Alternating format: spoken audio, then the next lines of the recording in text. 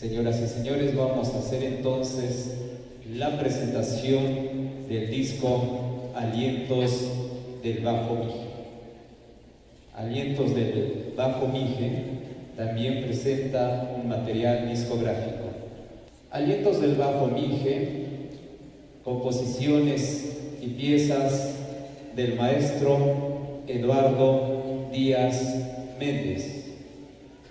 Y lo va a acompañar en la presentación de este material discográfico la Banda Filarmónica Oficial Avanzada del Centro de Capacitación y Educación Musical CECAM, por el cual vamos a brindarle ese fuerte y caluroso aplauso merecido a la Banda Filarmónica de CECAM,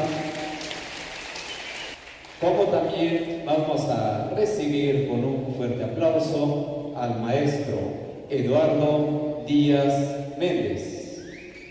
Bienvenido. Y por supuesto, así presentamos al maestro Eduardo Díaz Méndez, que hoy presenta el material discográfico Alientos del Bajo Mije. Vamos a iniciar con esta presentación, con este domingo de conciertos. La primera pieza musical que vamos a escuchar en esta tarde, en este escenario de la población de Santa María Tlaltoltepec Mije, del título de la obra Mi Alicia, del género son, interpreta la Banda Filarmónica del Centro de Capacitación y Educación Musical CECAM y dirige el maestro Eduardo Díaz Méndez. Composición del maestro Eduardo Díaz Méndez.